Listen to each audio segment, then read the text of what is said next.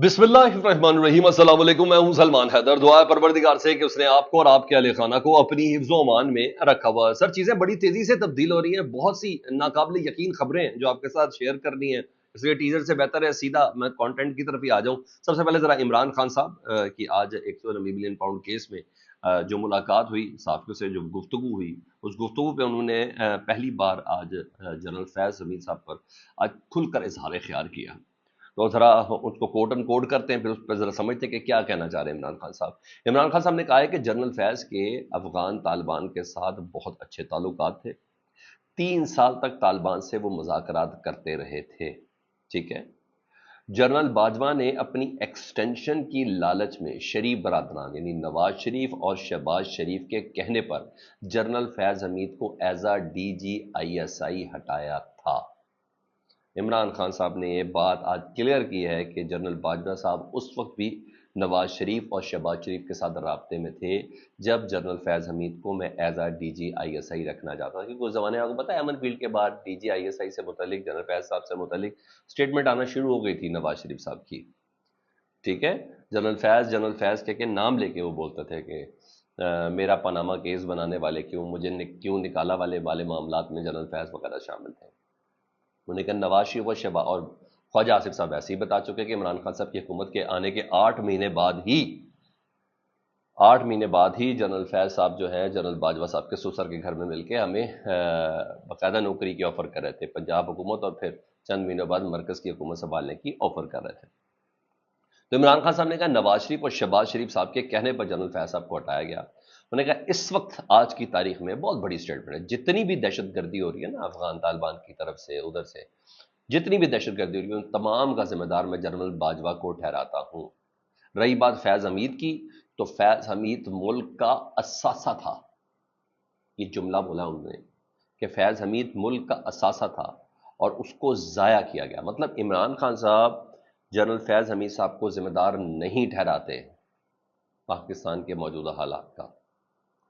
उन्होंने कहा मैंने तो जनरल बाजवा से जनरल फैज हमीद के DGISI रहने तक पे यानी रहा जाए इस हवाले से हमारी लड़ाई तक हुई, अच्छी खासी बहस मुबाहिसा भी हुआ था उनका। उन्होंने कहा जनरल फैज के खिलाफ जो फौज कार्रवाई करी है फौज का जाती मामला, मेरा इससे कोई अमल दखल नहीं है, लेकिन सबके खिलाफ कार्रवाई हुई। यानी वो ये कहना चाह रहे हैं कि जना एहतसाब सबका होना चाहिए, यानी जनरल बाजवा साहब का भी एहतसाब करे ना, सिर्फ एक ही शख्स के पीछे क्यों लग गए, सबका एहतसाब उन्होंने कहा होना चाहिए।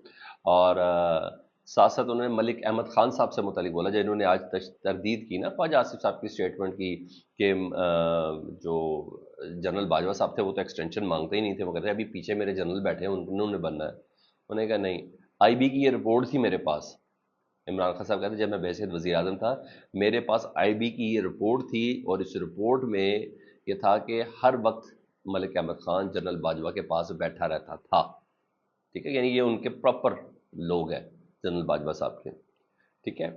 मजीद उन्होंने कहा ख्वाजा आसिफ साहब ने एक्सटेंशन वाली बात की जो स्टेटमेंट दी जिस पर उन्होंने मार्शल्ला की भी धमकी, आज उन्होंने बोला कि जनरल बाजवा ने मार्शल्ला की भी धमकी दी थी और एक्सटेंशन भी मांगी थी, ये तमाम चीज़ें उन्होंने कहा ये कह के ख्वाजा आसिफ वज़ीर दिफा ने मेरे मौक़िफ़ की तायद की, मैं ये ही कह रहा था और यही कहता रहा हूँ। और एक सबसे अहम चीज़ जिसने मैं कह रहा हूँ कि हैरान कर दिया, उन्होंने कहा कि chief justice of Pakistan justice काजी फाइज ईसा साहब और chief justice Islamabad high court justice Aamir Farooq साहब ये लंदन प्लान का हिस्सा है। सारी ये कोई छोटी बात नहीं है।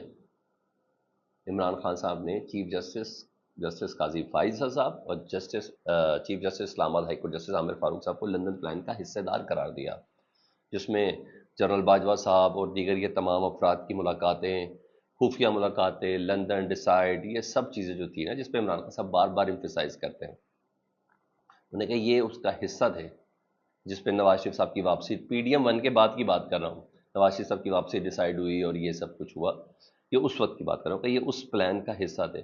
सर ये छोटी बात नहीं है, क्योंकि मैं ये तो नहीं कह रहा, काजी साहब के जो फैसले हैं ना वो भी बता रहे हैं साथ साथ कि उन्होंने भी फिर मुकम्मल फैसला कर लिया है कि ऐसे है तो फिर ऐसा ही सही है।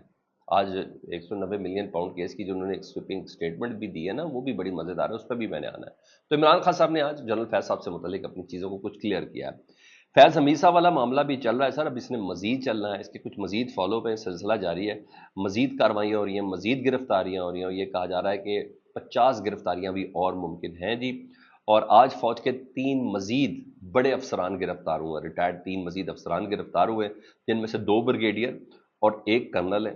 آئی ایس پی آر نے پریس ریلیز جاری کر کے بتایا کہ یہ جو 3 افسران ہیں، یہ فیض حمید صاحب کے کورٹ مارشل کی کارروائی انیشیٹ ہونے کے بعد ان کو گرفتار کیا گیا ہے۔ ان 3 ریٹائرڈ افسران کا معاملہ سیاسی اور دیگر معاملات میں عدم استحکام میں کردار، یعنی کوئی بغاوت شغاوت والی بات ہے، ملک کو توڑنے والی بات ہے، یا ملک میں فوجی جو سرکل رجیم ہے اس کو چینج کرنے والی بات ہے، اور اس پہ ان کا انوالومنٹ تھی۔ سیاسی اور دیگر معاملات میں عدم استحکام میں ان کا کردار بتایا جاتا ہے۔ ان کے نام ہے بریگیڈیئر نعیم اور بریگیڈیئر غفار اور کرنل عاصم شامل ہیں، اور کہا جاتا ہے کہ یہ تینوں افسران سیاسی جماعت اور لیفٹیننٹ جنرل فیض حمید میں رابطہ کار کا کردار ادا کرتے تھے۔ سیاسی جماعت سے مراد میرا خیال ہے کہ پاکستان تحریک انصاف کہا جا رہا ہے، یہ خبریں چل رہی ہیں سر اس وقت، اور کردار ادا کرتے تھے۔ دونوں بریگیڈیئرز کا تعلق جنرل فیض حمید کے گرائیں بھی تھے جی، دونوں کا تعلق چکوال سے ہے، اور یہ جنرل فیض حمید صاحب کے منظور نظر تھے، اور یہ چھوٹی بات نہیں ہے سر، یہ بہت بڑی بات ہے۔ اب کل لسٹ جو بتائی، جو خبریں چل رہی ہیں کہ وہ 78 ہے، کچھ 52 کہہ رہے ہیں، کچھ 55 کہہ رہے ہیں، میرے پاس 52 افراد کے، وہ اب تو بڑھتا بھی جا سکتا ہے، اس میں کوئی ہارڈ اینڈ فاسٹ رول تھوڑی ہے۔ اس میں حاضر سروس فوجی افسران بھی شامل ہیں، اس میں ریٹائرڈ فوجی افسران بھی شامل ہیں، اور اس میں کچھ سرکاری لوگ دیگر بھی شامل ہیں۔ ریٹائرڈ ایک آئی جی صاحب، آئی جی جیل خانہ جات، جی ہاں، ان کا نام بھی آ رہا ہے کہ وہ بھی گرفتار ہو گئے ہیں یا ہونے والے ہیں، یعنی یہ پوزیشن چل رہی ہے۔ اور یہ معاملہ بغاوت اور تختہ الٹنے والا چل رہا تھا۔ تختہ سے مراد یہ شہباز شریف کا تختہ نہیں سر، یہ تو تختے پہ تھے ہی نہیں کبھی۔ تو یہ فوجی قیادت کا تختہ الٹنے والی بات مجھے ان ساری چیزوں سے بو جو آ رہی ہے نا، جو میرا اندازہ ہے وہ یہ ہے کہ یہ اس چیز تھی، اور یہ صرف ٹاپ سٹی ہاؤسنگ سوسائٹی میں جنرل فیض حمید کی دھمکی نہیں ہے، یہ تو آپ کو شروع میں صرف بتایا گیا ہے۔ اصل کارروائیاں کسی اور جگہ پر ہو رہی ہیں، کسی اور معاملات میں ہو رہی ہیں، اور ثاقب نثار صاحب، سابق چیف جسٹس صاحب کی بھی کا بھی نام ہے کہ ان کو بھی گرفتار کیا جائے گا، وہ تو خیر لندن میں، مگر یہ سب ہے، یہ معاملہ بڑا ہے۔ اور فوج کا جو اپنا حلقہ ہے نا، کلوز سرکٹ، وہ اس کو پنڈی سازش کیس کا نام دے رہا ہے۔ اب پنڈی سازش کیس مجھے بھی آج تھوڑا سا اس کو ریوائو کیا، تھوڑا بہت تو مجھے یاد تھا، کہیں پڑھا ہوا تھا ایک زمانے میں۔ تو پنڈی سازش کیس بھی نا لیاقت علی خان صاحب کے لیے بنا تھا، 1954-55 میں اتنی ڈیٹ تھی۔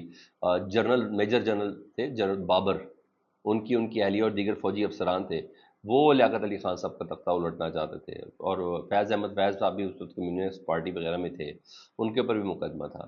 تو اسی طرح کی یہ سچویشن کنفرم ہوتی نظر آ رہی ہے کہ جنرل فیض، ان کے یہ گروپ، یہ طرف سے، یہ کوئی چھوٹی موٹی بات تھوڑی، کیونکہ ابھی بات آگے بڑھ رہی ہے۔ ابھی جو چیزیں میں آپ کو بتانا رہا ہوں کہ یہ معاملہ شارع دستور تک جانا ہے، یہ معاملہ عدلیہ تک جانا ہے، یہ بھی چیزیں ہیں۔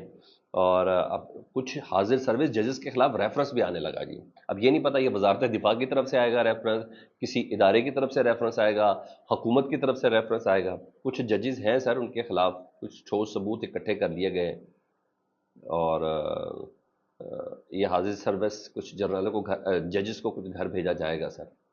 ایسے ہی نہیں آج ملاقات ہو گئی جنرل کیانی سے، سابق آرمی چیف سے، موجودہ آرمی چیف کی، اور جنرل راحیل شریف سے۔ یہ کوئی بہت بڑا فیصلہ ہونے والا ہے، کوئی بہت بڑا دھماکہ ہونے والا ہے سر پاکستان میں، ریئلی اے بگ ون، جس کے لیے آپ کو اور میری سماعتوں کو تیار کیا جا رہا ہے۔ 2 بریگیڈیئر، 1 کرنل گرفتاری ہے، کچھ بہت بڑا ہونے جا رہا ہے۔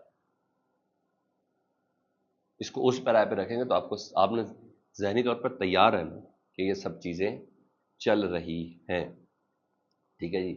اب دیکھیں ججز کون سے ہوتے ہیں میں نہیں بول سکتا، مگر یہ ہے ادارے کی طرف سے ہوگا یا وزارت دفاع کی طرف سے ہوگا یا حکومت کی طرف سے ہوگا، پہلے یہ سب چیزیں چل رہی ہیں۔ ہاں، ادھر جو سیاسی ڈیولپمنٹ ہوئی ہے پاکستان میں، جو عسکری ڈیولپمنٹ ہوئی ہے پاکستان میں، ظاہر جنرل فیض کوئی چھوٹی موٹی گرفتاری تھوڑی ہے، تو اس کے اوپر نواز شریف کی سربراہی میں، نواز شریف صاحب کی سربراہی میں آئی مالٹون میں ایک اہم ترین اجلاس تھا، حکمت عملی بنا لی گئی ہے، اور حکمت عملی آپ دیکھیں کیسی مزیدار ہے۔ نون لیگ اور حکومت نے یہ فیصلہ کر لیا ہے کہ جناب اسٹیبلشمنٹ کا اس معاملے پر بھرپور ساتھ دینا ہے۔ یہ تو طے ہو جائے، بس ساتھ نہیں دیں گے، کوئی آپشن ہے ان کے پاس؟ چھنکنا نہیں ہے ان کے پاس آپشن، اس کے علاوہ ہے ہی نہیں ان کے پاس کوئی آپشن۔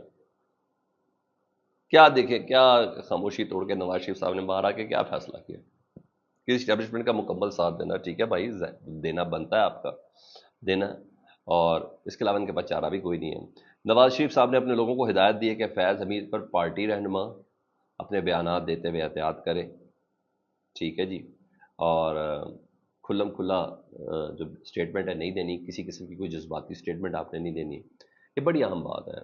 ذرائع سے کہہ کے یہ خبر باہر نکالی گئی ہے۔ نواز شریف صاحب نے اپنے لوگوں کو ہی فیض حمید صاحب کے خلاف جذباتی بیان دینے سے روک دیا ہے، یہ غیر معمولی چیز تھی۔ اب آؤں ذرا ایک اور اہم خبر کی طرف، وہ تھی آج سپریم کورٹ میں نا جسٹس قاضی فائز صاحب نے آؤٹ آف دی وے، وہ کیس نہیں تھا مگر اس کیس کے دوران ہی انہوں نے 190 ملین پاؤنڈ کیس جس وقت ٹرائل کورٹ میں جاری ہے، عمران خان صاحب جس کی سماعتیں بھگت رہے ہیں اور آج بھی ثبوتی تھی، اس میں ریمارکس بڑے اہم دیے۔ انہوں نے کہا قاضی چیف جسٹس قاضی فائز صاحب بتا رہے ہیں کہ میں اب قاضی سے زیادہ کچھ اور ہو گیا ہوں، انہوں نے میرے خلاف درخواست دی تھی، لو اب آؤ، تم نے کہا تھا میرے کیس نہیں سننے، میں کسی اور کے کیس میں تمہارے کیس کا ذکر کر کے گائیڈ لائن دے دوں گا، اس میں ایسی کون سی بات ہے؟ یہی ہوا۔ قاضی فائز صاحب نے کہا کہ عوام کے 190 ملین پاؤنڈ کیس کسی اور کو دے دیے گئے ہیں، ایک تو چوری، اور اس پر حکومت بھی چوری پر پردہ ڈال رہی ہے۔ 190 ملین پاؤنڈ والوں سے کیوں نہیں پوچھا گیا کہ برطانوی حکومت سے ملنے والے پیسے طاقتور شخصیت کو دے دیے گئے؟ مگر حکومت اس چوری کو چھپانے لگی ہے، چھپا رہی ہے، اور اس چوری کو کرنے والے شخص کو واپس کر دی، ملک ریاض صاحب کا نام بتانا چاہ رہے ہیں۔ تو قاضی صاحب کا ریمارکس بہت عام ہے نا سر، آپ بتائیں ٹرائل کورٹ میں یہ کیس چل رہا ہے اس ٹائم، اور اس کیس میں وقت کا چیف جسٹس اس طرح کے ریمارکس دے، وہ تو اپنا مائنڈ دے گیا، اپنی اسٹیٹمنٹ بتا گیا، تو بتائیں ماتحت عدلیہ پہ اثر نہیں ہوگا کہ چیف جسٹس صاحب سمجھتے ہیں تو مجھے بھی پھر فیصلہ ایسا دینا ہے؟ اس کے علاوہ کوئی بات ہے؟ تو قاضی صاحب اب مکمل طور پر جیسے کہتے ہیں نا تو کون میں کام کا والی بات تھی، آج وہ پوزیشن تھی، اس میں قاضی صاحب آ گئے، تو قاضی صاحب نے تو اپنا مائنڈ دے دیا ہے۔ بڑی ہی یہی تو چیزیں جو قاضی صاحب کو تاریخ میں یاد رکھیں گی، ہمیشہ تاریخ میں ان کا نام یاد رکھے گا۔ تو ظاہری بات ہے بعد میں ٹرائل کورٹ سے اپیل سپریم کورٹ ہی جانی ہے نا، تو سپریم کورٹ میں جو بیٹھا چیف جسٹس ہے وہ تو پہلے ہی کہہ رہا ہے کہ یہ کام غلط ہوا، اس کے پاس ابھی تک کیس بھی نہیں کیا، وہ پہلے بتا رہا ہے کیا ثبوت، کیا ایویڈنس، کیا گواہ، کیا اجرا، کیا ہو جانا ہے۔ سر اس کو اس پر ہے پہلے، ہاں عمران خان صاحب کی جو بہن ہے علیمہ خان صاحبہ، انہوں نے اس پر پوزیشن لے لی ہے، انہوں نے کل سپریم کورٹ جانے کا فیصلہ کیا، انہوں نے کہا میں سپریم کورٹ بھی جا رہی ہوں اور عدالت کے سامنے پیش ہو کے کہوں گی کہ ایک زیر سماعت کیس پر چیف جسٹس ٹرائل کورٹ کے نظر چیف جسٹس کیسے بات کر سکتے ہیں۔ مجھے لگتا ہے قاضی صاحب کو معذرت کرنی چاہیے یا معذرت کرنی پڑے گی۔ یہ چل رہا ہے سر، اپنا بہت خیال رکھیں، اللہم صلی علی محمد و آل محمد۔